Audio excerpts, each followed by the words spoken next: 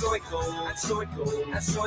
is this hour called? The No Sour Haha Fun Time Power Hour. What did I say when I thought I got it? I have no idea. It's right for today. It's right for today. Oh, It's you know right. what, Jake? Can you ever be on my side? Ever? What do you think got me this job? What do you think got me? Boy. Oh, darn it. Shoot. I've been...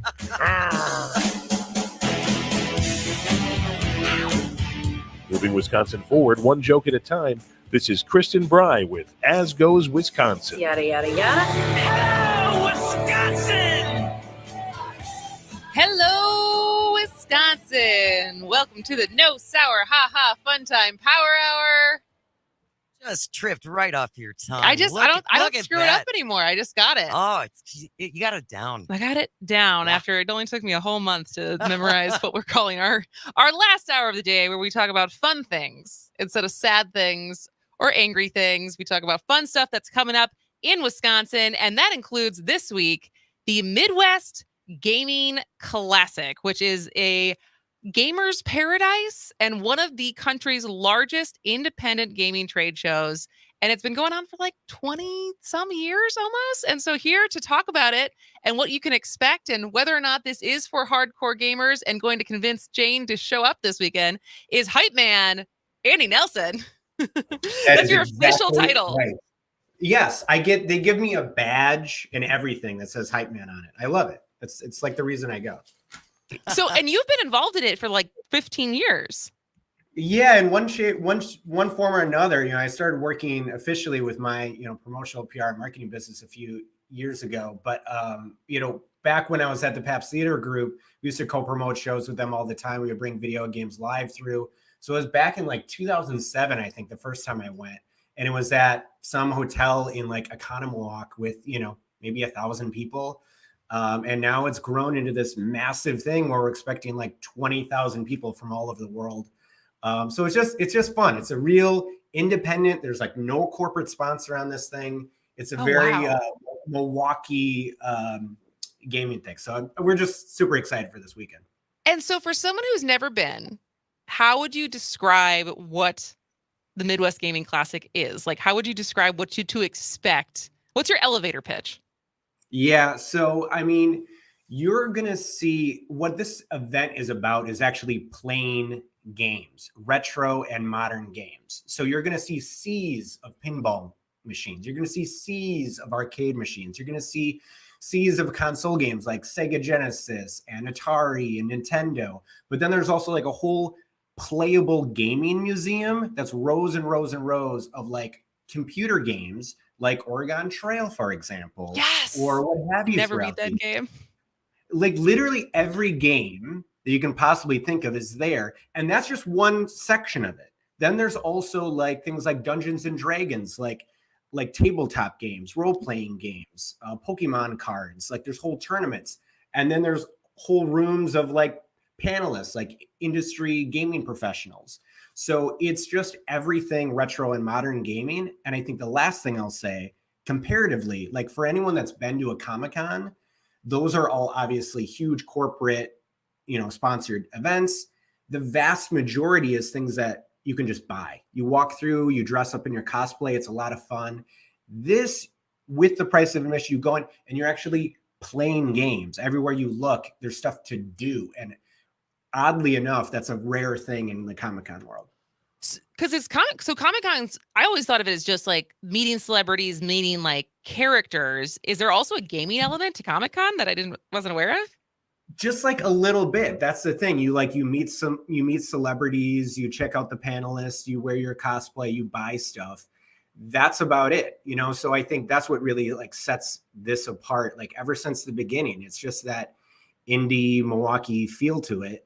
That it started from such a small thing with a gaming enthusiast to now where it's grown into this thing that's extremely, I think another really important note to make is, I'm super into this, but I'm not a hardcore gamer. This is welcome to everyone Jane, if you're listening. Actually, absolutely everyone. Yes, there's hardcore gamers. It brings that in. It's a very welcoming space for all those people. But also, really, like the most common sight I see throughout the weekend are like parents and grandparents bringing their kids in and being like, "Hey, this is the pinball game I played. Here's this Pong I played. Here's Oregon Trail and what that used to look like in the '90s." So it's a really, really cool event that you see people of all ages, all backgrounds coming in and just enjoying games. And that's the retro part of it that I think sounds really fun and cool to me. Because we on Friday we're talking to Brandon Chalker about esports and kind of the new wave of everything that is happening with esports teams and how it's like competitive and all this stuff like that. But like that was certainly like when you say Oregon Trail, I played that. That was the game to play in the 90s, but also just like the love of all sorts of games. And so when they first started this, what was the original games that they were promoting? Because couldn't have been everything all at once, right? So this exactly. It started from in the smallest, humblest beginnings you can possibly imagine. It was the year 2001, and it was it started in the basement of a Boy Scout office with like 100 people, and it was just around one gaming console. A little known gaming console called the Atari Jaguar. So not just Atari, but it was Atari Jaguar. So it was a different segment of that. And people loved playing this game that was like from the 80s and 90s. And they came and to celebrate that. And then year after year after year, it just ballooned into kind of like, let's just celebrate all gaming and let's invite some more of our friends. And I think, around like I said, around 2007 is when I came in. And that's when it really started to really break up into all these different types of gaming, right? And then they moved to Economowoc. Then they were for a while at the Brookfield Sheridan, and then they started having like they were busting at the seams with it. There was whole like circus tents trying to fill up all the space that they had. And so I think it was around 5-6 years ago, I remember talking to the co-founder and saying like, please bring this to Milwaukee. This has become a massive thing. Milwaukee needs this. Visit Milwaukee needs this. We need a convention like this. So let's grow this here and let us have be a huge, huge thing here. And that's what's become. We're expecting more than 20,000 people from literally all over the world. They see people coming from not only around the United States, but all over the world. So it's really, Visit Milwaukee tells us they expect over $2 million to be spent in tourism dollars downtown. So it's not just a cute little gaming thing anymore. This is a legit thing. It's really cool, but it still has that indie feel to it. It's not over corporatized. We're talking to Andy Nelson, Hypeman Andy Nelson, about the Midwest Gaming Classic, which starts Friday and goes to Sunday.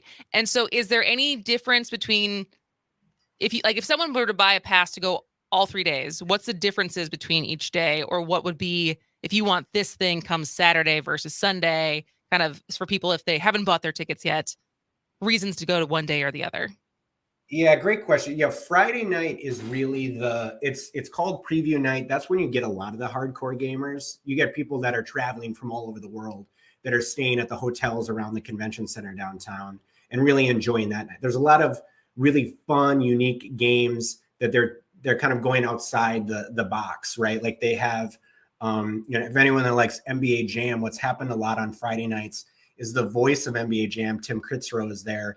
And there's a whole Papa Shot competition where he's voicing it. So it's he's from downtown, boom shakalaka. He's literally the voice of NBA Jam, right? So there's a lot of geeky cool things happening on Friday night. Saturday is everything. That's when the big crowds come on Saturday. Everything you can possibly imagine is there. A lot of the panels are on Saturday. And then Sunday, both Saturday and Sunday are good for families, but Sunday is a little bit at a discounted rate. All weekend long, kids 9 and under get in free. So you see a lot of families on Sunday as well. So I think whenever you come, there's a little bit, little something different, in the mix for you. Got it. And so for you, what is your favorite? Is it exhibit? Tournament? What is your favorite thing about the weekend? My favorite, I'm really a simple guy. There's you walk into, we've all been to some sort of convention, right? So there's these huge exhibit halls. So just to like imagine in your mind's eye that entirely filled with like arcades and pinball machines. It's a lot more fun than a That's my SAS favorite convention. That's my favorite part. Just like walking in there and playing all of those games on free play. And there's always something unique. Like they have these huge industries that make new pinball machines. So there's always something, new and different to try, like the new latest and greatest pinball machine. But my favorite game is Tron. Like one of the most like the movie.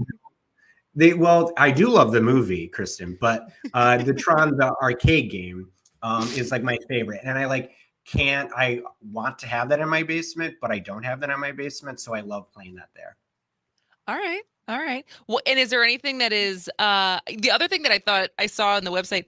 What is a video game themed band? What does that even sound like? Yes. So great. It's a lot of like you can imagine like the Super Mario theme song. So it's a lot of like bands that are become really popular online that'll be there. Some are from here, some are from around the country that are coming in and playing a lot of like video game music. So it's pretty cool. There's a whole legit stage for it. Yeah. So is it like is it original music, or is it that they're playing the themes and like the scores of these different games? Or is it satire songs? Because that we might be able to get Jane. If it's a parody songs, we could definitely get Jane there for that. I'm just going to go ahead and say yes. So okay, Jane comes. Perfect. Yeah. All right. Well, anything in the last minute that people should know? Where can they get tickets?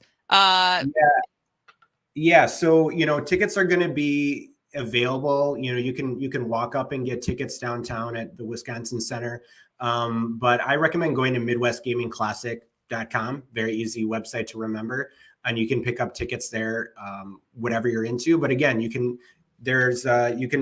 walking up and get tickets. And again, it's really, people love Summerfest. People love State Fair. Everyone's got their favorite Wisconsin thing.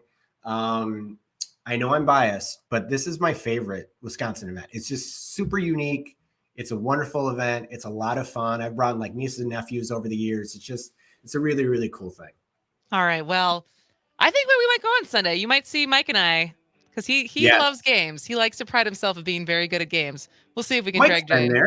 I think Mike has definitely been there. I have not been there, so this would be my first time. Well, Andy Nelson, thank you so much for spending time with us. Have so much fun this weekend.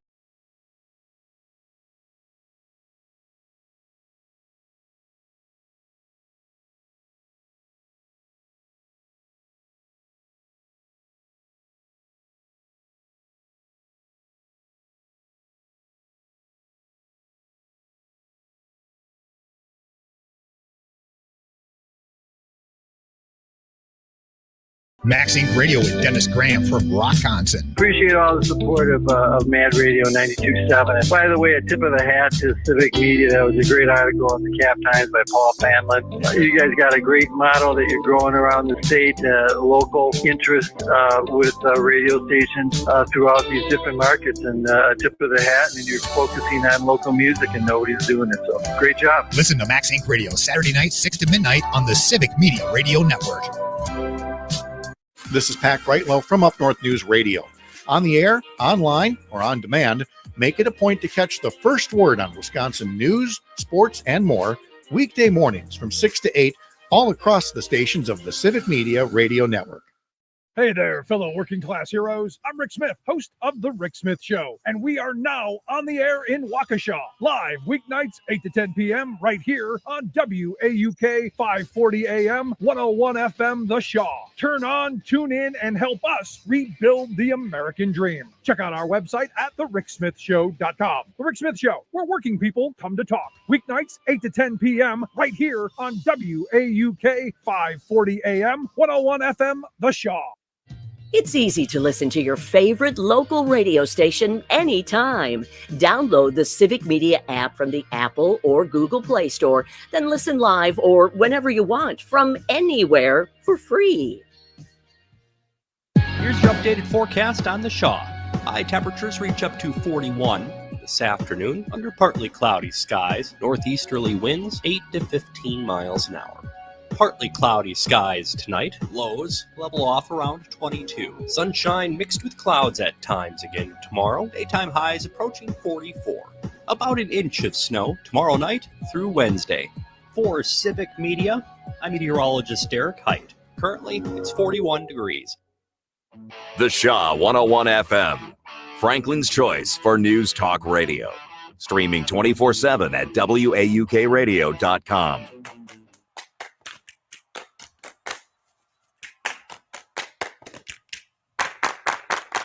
Who run the world? Girls! We run this mother.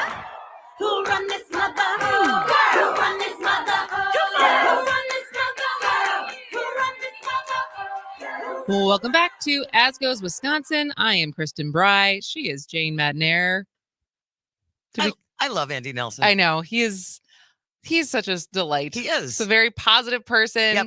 Best hair in Milwaukee. By far. I was actually going to compliment him. It was great. If you want to go back and watch the live stream so you can see what we're talking about, you can always find it on Facebook, YouTube, and Twitter under As Goes Wisconsin. Be sure to follow us when you are there. But yes, Andy Nelson has a lot of volume. I don't know if it's natural. I don't know if he uses mousse. We missed the opportunity to ask him what products he uses. Nothing's going to stand up that high on its own. I'm just assuming that there's product involved. Speaking of which, I had a shout out to my friends Sud and Courtney, who had their baby over the weekend, who I've never seen this much hair on a kid. Really? Like right out of the gate. Wow. There's a head full of hair. And so my mom, who grew up, when she had a daughter, I grew up doodads by Deb, which were bows that Debbie made for little girls, specifically me, that I wore. I don't know. I don't know if I wore them willingly or begrudgingly until I chopped all my hair off in second grade. But I sent her the picture and she immediately said, I think she's going to need some bows. Little girls can never have too many bows. Little girls can never have too many bows. And so, but yes. And so did we convince you? I think Mike and I are going to go on Sunday. All right. I have to admit, I am Last of Us curious. Last of Us? You mean the show? Yeah. Well, that was based on a video game. Yeah, it was a very popular video game. Right. So I am curious about fighting fungi people. Fungi. All right. Fungal people, whatever. Yeah. Yeah. Okay. And I would also, I'm really curious about VR. I would love to see you in a VR headset playing a game. Because I have not played around with it very much. I tried on an Oculus headset once and it's wild. Like one of the games that we they had us do was like rock climbing. And it's wild to have both feet on the ground and yet trick your mind into all you're doing is like you're rock climbing, but it tricks your brain into thinking that you're stepping on something besides the ground. And I've heard people say like the different VR like workout programs, and you're either fighting something like you're fighting zombies or something like that, and like you get like a really like drenched workout. Oh, I bet. And so yeah, I'd be interested to see. I would love to see you play one like Jane fights zombies, which is what I always do all weekend anyway. Exactly. Yeah. So that sounds super fun, and it does sound super unique to Wisconsin. I can't believe they don't have any corporate sponsors after all these years. Maybe they don't want them. No, I mean it seems like they don't need them. Yeah. But that was a really interesting point to say that in so many other events we always see. Brought to you by Gruber Law Office. Right. And so to see that, to grow that organically, that you don't need big corporate sponsors is very, very cool. Yeah. So, but speaking of, this was, I guess, games or sports. But as we head into the last week of March Madness for both men and women, I actually heard this on Todd's show this morning. March Madness and the Final Four, you can only use for the NC2A. So the fact that the Badgers, who are in the NIT tournament, are in the semifinal game tonight and tomorrow, to then potentially play in the championship on Thursday, you can't call that the Final Four. Did you know that? No. Branding. Trademark, baby. So what, the Final Four police are going to come? I don't know. And find you? I think they just probably more on the legal side of things. The NIT can't call it the Final Four, even if the like colloquialisms amongst us common people refer to it as that. But I learned that in Todd's show today, that it is March Madness and Final Four is specific to the NC2A tournament. But literally no one I know, I think, still has anyone left in the Final Four for the men's tournament because it's been such a crazy tournament of upsets. But the women's tournament also going into its final 2 games. But I thought this was worth sharing as we come to an end on Women's History Month, celebrating women, that Wisconsin Badgers, that, you know, we love our Badger, both men and women's sports, but setting the bar pretty high for women's sports, because Wisconsin is the only college in the nation to hit 8,200 plus fans at 3 women's sports events in a single season. Really? So the standout games at the Kohl Center include, there was 14,430 fans for a February women's hockey game against St. Cloud State, the second highest NC2A women's hockey single game attendance in history. Impressive. And also, I guess we didn't really talk about the fact that the women's hockey team won the national title again. And doesn't, I mean, as much as we can lament any other sport right now, like, we are dominant in women's hockey. But then there was 16,833 fans for a September women's volleyball match against Florida. And then there was 8,217 fans for a neck-and-neck women's basketball game against Northwestern in January. So who says people don't want to watch women play sports? That's awesome. Isn't that awesome? Yeah, it really is. It really is. But yeah, and I just coming back to the fact that the Badgers women hockey team, was that their 7th title? That sounds right. Yeah. Yeah. I think, what an accomplishment. Yeah. Seriously. And it's still coached by Mark Johnson, arguably probably one of the best coaches in Wisconsin history as far as win rate, and obviously also being part of the miracle team for the Olympics. Right. Oh, right. That was it. Yeah, the Olympics. So yeah, so that's some fun trivia for you this week. But when we come back, I had a reflection as far as after going to the ballet last week, and I saw The Hunchback of Notre Dame, and was reminded of the adult themes of that story. And who thought it was going to make a good kids movie? This is Ask Goes Wisconsin.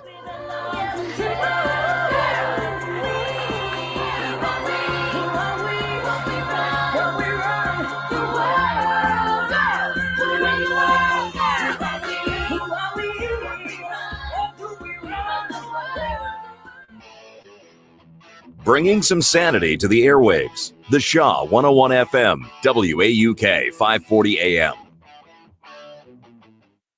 CBS News special report. 7 people are dead, including 3 children and a shooter in a shooting at a private school in Nashville. CBS Mornings anchor Tony DeCopel. Police say officers have shot and killed the person who had opened fire inside a private elementary school. Nashville police tweeted out that they responded to an active shooter incident at the Covenant School in the Covenant Presbyterian Church there. Metro National Police spokesman Don Aaron with more on that shooter. We know at this point that this shooter is a female. She appears to be in her teens, although her identification has not been confirmed at this juncture. It's also unclear why she did this. As for the victims, WTVF's Vicki Yates tells us that Covenant School only has about 200 students.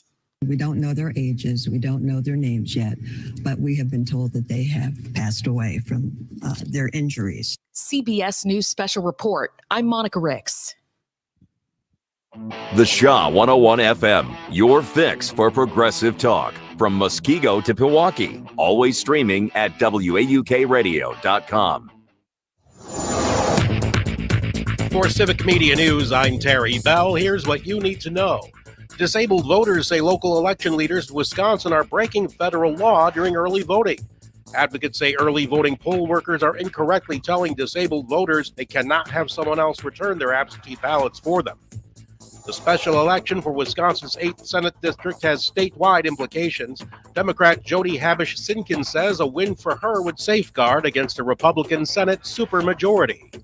That will allow the legislators in control of the state Senate to do what they were threatening back in November, which is to start impeachment proceedings against Governor Evers, Josh Cowell, even Dane County judges and the like. Havish Sinkin and Republican Dan Knodel appeared on the Upfront TV show yesterday.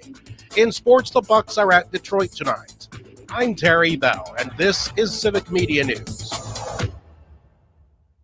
Civic Media promised you something big to celebrate our new and still growing network of radio stations. When we announced the one-day $1 million advertising giveaway for Wisconsin businesses, you responded. Just wanted to echo your sentiments about the advertising. That's really a cool deal and really remarkable. $1 million of free advertising. Now, if you missed this chance to work with our team, go to civicmedia.us and click on the sponsorship tab. One of our local sales pros will get right back to you. civicmedia.us and sponsorship. Every family has one. The smother. Holy why? Hi, Erica. This is my daughter. I baked her in my tummy. The Goldbergs every weeknight. Weeknights at 5 and 5:30 on My 24. With a house full of women, it's every man for himself. What is it about hanging bras in the bathroom like Christmas ornaments? If I don't hang my underwear in the bathroom, that would be terrifying. Tim Allen is the last man standing. Weeknights at 6 and 6:30 on My 24. Hey, this is Jim Santel. I am the host of Morning Cannolis. Every single Saturday morning from 9 a.m. to 11 a.m., we talk about the major stories in law, in government, and the aspiration for justice in America. Delighted to have you join, call in, and be a part of our discussion right here on the networks of Civic Media. I asked what kind of family she wanted. She said, a family like yours. Learn more about adopting a teen at adoptuskids.org. You can't imagine the reward. Brought to you by the U.S. Department of Health and Human Services, Adopt U.S. Kids, and the Ad Council.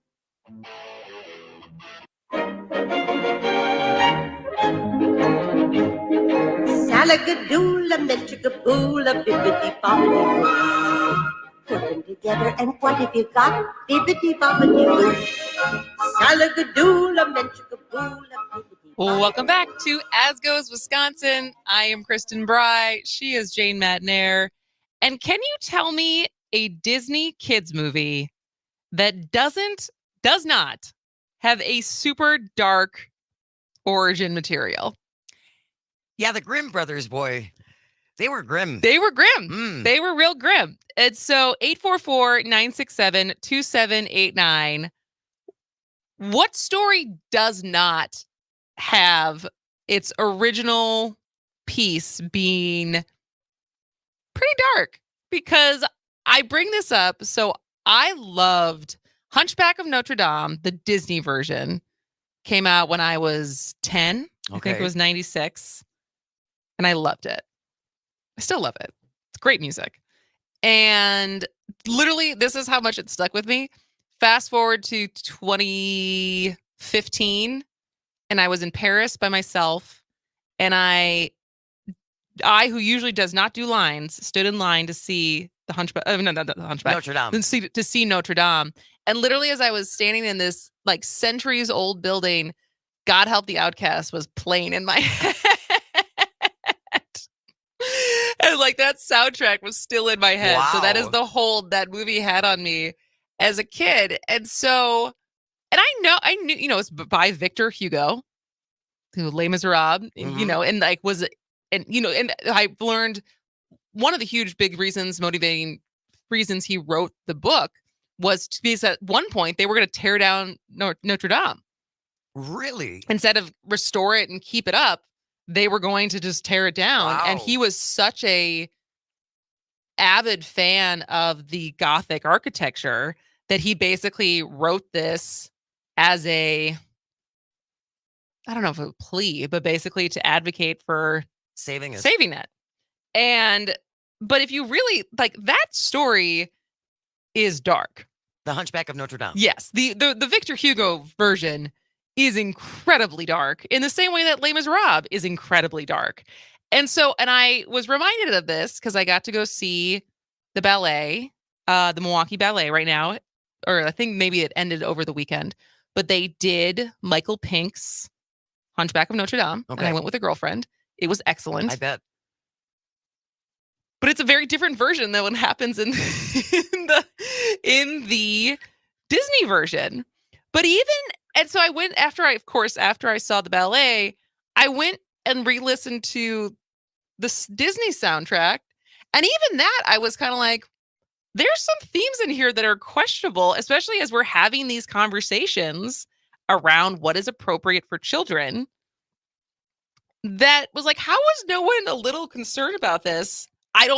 Back then, because if you don't know the story of the Hunchback of Notre Dame, so in the movie, the bad guy in the Hunchback of Notre Dame is the Archdeacon Frollo, who is he is like very pious.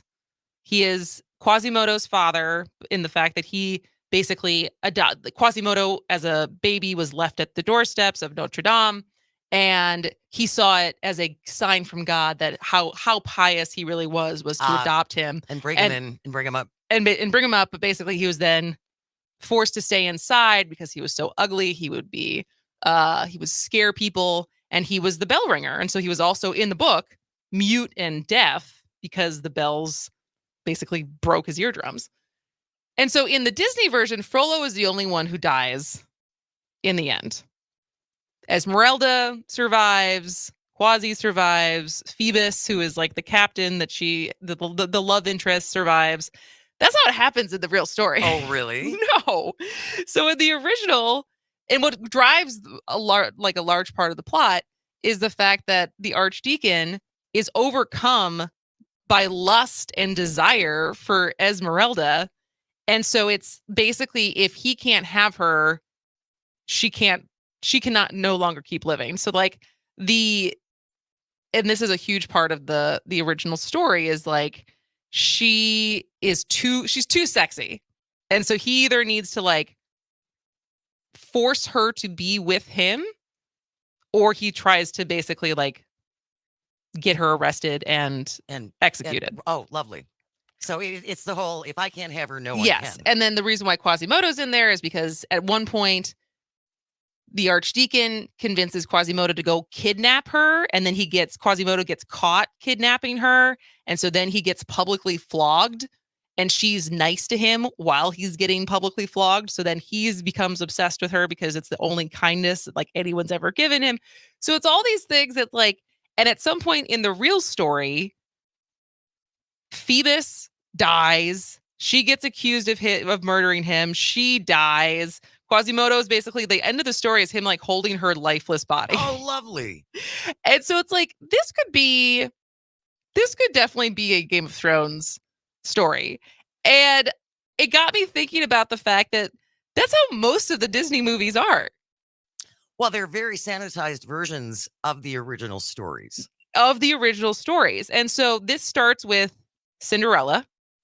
Which is the original Cinderella is horrifying. Yeah. It's horrifying. And so like at least she does, like she does end up with the prince, but in the meantime, her stepsisters get their eyes pecked out by birds.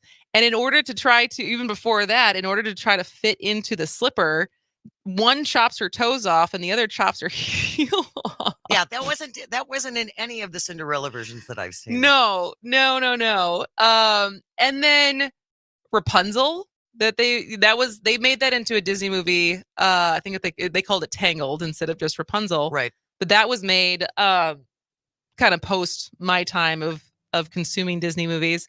But, the original story is basically centered around sex and pregnancy. And so Rapunzel is given to the witch because her father stole herbs from the witch's garden to satisfy her pregnant mother's cravings. And so then, so that's like the origin story. But then as she grows up and she's held in this tower, and when the prince turns up unannounced at her tower, and the two begin the night evidently with unprotected lovemaking. Uh-oh. This is in the original story. Wow. Because she soon becomes pregnant. Rapunzel in the original story becomes pregnant. And of course, she has no idea what pregnancy is. But then the witch banishes her to the desert to give birth on her own there. I'm sorry, I thought this was happening in Florida. Continue. And so, and then also the prince, he also goes blind at the end of that story because the witch like throws him into the rose bush and the thorns blind him. What were the Grimm brothers on, man? I don't know. Or what was the point, just to terrify your children? But I think it's interesting, like how. And so I ask again if anyone knows, because I actually don't know. Because I also recently found out that Bambi was originally written as like a warning about the Nazis. It's originally a Jewish writer who it was about like a hunter, and like it's like a whole allegory for Jewish people being hunted in like early Nazi Germany. Wow. So that's also super dark. So it's like I ask again, what Disney movie doesn't have a super dark origin story, or like its origin material isn't like, oh, that is that's pretty is bleak. That for kids? 844-967-2789, because I can't think of one. Well, even Frozen, which is one of the more recent ones that I can think of, but that has a dark core too. Is it? Well, is it based off something? No, but I mean, I still think for an animated children's movie, there's a dark heart there too. And maybe that's part of. I guess that goes back to like what is child appropriate, because ultimately these are stories, and I'm not saying it's necessarily a bad thing. I just think it's interesting that so many of the like foundational elements of children's movies are based off things that someone saw the original source material and was like, yeah, that'd make a good kids movie. If we just leave out, like 3/4 of the original plot, it'll be fine. Well, it's not 3/4. It's like details, right? I mean, but although Little Mermaid was the end is totally changed. Little Mermaid, in the original Little Mermaid, she does not survive. She doesn't? No. Like, and it's like, so the original, let me get the, so I don't screw this up. But because Malcolm Gladwell did a whole series on this. I think it was like a 3-episode arc about how the actual story of Little Mermaid is very different than what the beloved and soon to be live action film of Little Mermaid is. But it was, it's the story of a mermaid making a disastrous deal with a sea witch in return for legs. But in the original story, it's not that she just takes her voice box like magically. The witch cuts out her tongue. Oh my God. And then, but even to make matters worse, when she gets her legs, she's in like terrible pain trying to walk.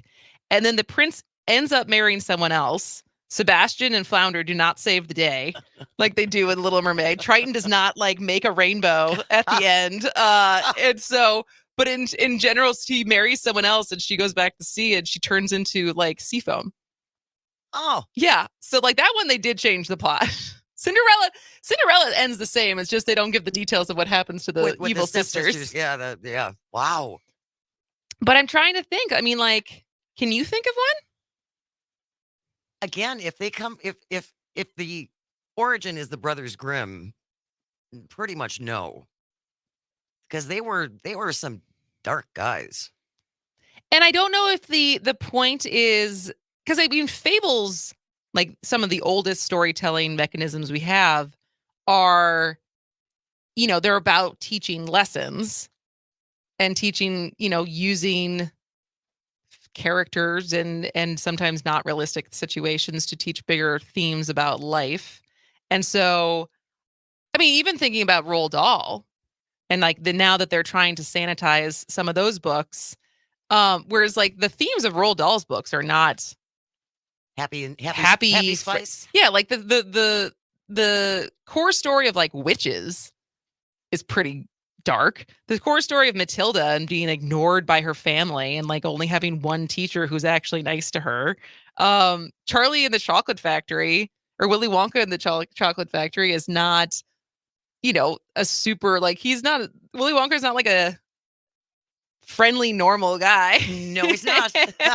And so like a lot of those themes of those books are like dark in the first place, and yet they're children's books. I mean, they're not like 5-year-olds, but like 4th grade, 5th grade.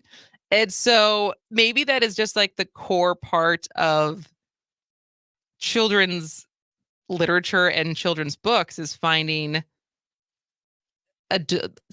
more sanitized ways to tell adult stories. Well, I'm just trying to figure out what lesson were the Brothers Grimm trying to get across with them cutting off their toes and their heels to I mean, To be nice. Be nice, or is that it? I thought it was, make sure you buy the right shoe size. I'm not sure what they were going for on that. Yeah, I don't know. It's just creepy. Because even, think about what are some of the other ones? Like Hansel and Gretel, of just a witch that eats children. And they kill her. And then Red Riding Hood, where he eats her grandmother. And then she gets eaten, right? Is it the huntsman that the huntsman saves her, I think. They're just like still alive, and because a wolf is like a snake where they just swallow you whole instead of so you'd be fine as long as we just cut your stomach open. No problem. But yeah, I guess maybe Moana. I don't know the origin story of Moana. That doesn't seem. I love that movie. I love that, but I love the music of that movie. I do too. Can't we just have one nice movie? I'm trying having to know all. But the again, has anyone texted in? I don't know if anyone has an answer for me.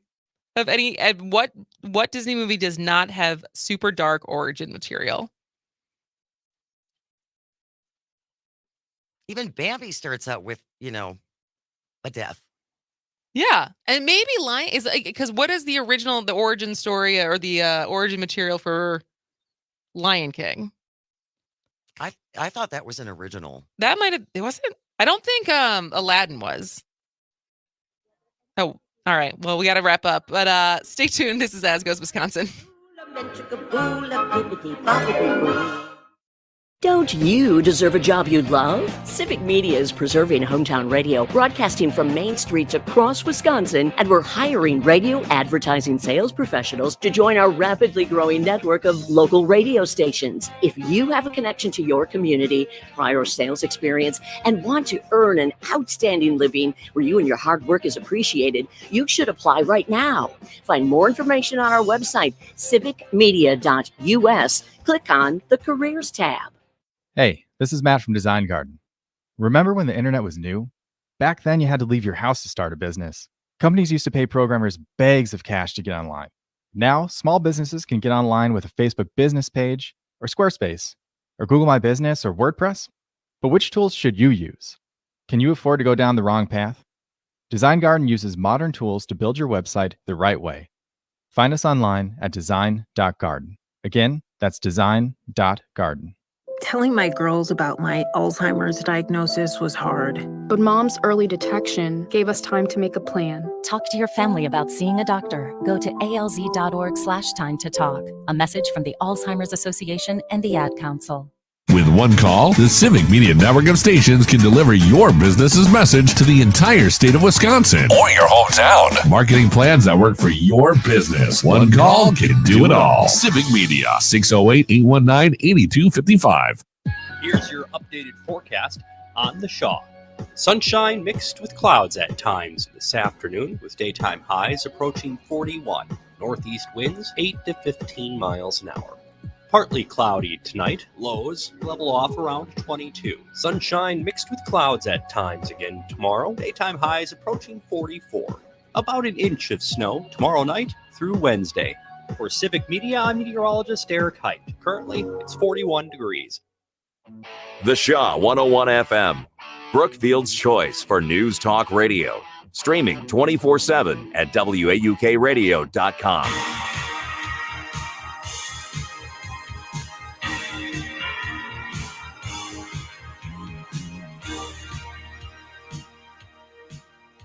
Welcome back to As Goes Wisconsin. I am Kristen Bry. She is Jane Madnair, and we are rounding out this Monday after a pretty good show. I'm surprised we didn't get more feedback on the Disney thing. Again, I don't think there are many that don't have a real dark backstory. So I should have asked a different question as far as what is another. What is your favorite dark Disney movie? And what is your favorite Disney movie? Do you have one? Do you have like one that I love Moana. Okay. I really do. And it was The Rock, right? The Rock was in it, yep. And it Which- was also the music was by Lin-Manuel Miranda. Oh yeah. Yep. No, the soundtrack is wonderful. And so growing up, I feel like I don't know. I feel like there was like the almost 3 years in a row was like Beauty and the Beast, Aladdin, and then Lion King. Was that the order? And I feel like those 3 in a row for a long time were like my favorites. top And then ones? Hunchback came out and I really liked that one. I have never seen that one. It's good, but I mean, like I said, like the original story is dark.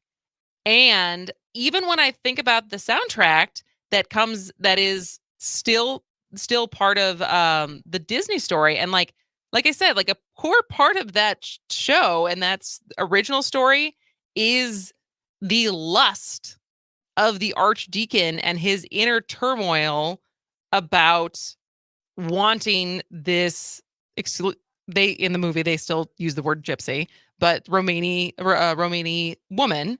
And basically, and like you'd think that part, especially in the climate that we're in now, they wouldn't have included that part. But this is one of the songs called Heaven's Light / Hellfire, which is a not duet, but it's like it goes from one to the other. So it goes from Quasimodo singing to to Frollo singing. And these are some of the lyrics that Frollo sings in a kids movie. Beata Maria, you know I am a righteous man. Of my virtue, I am justly proud.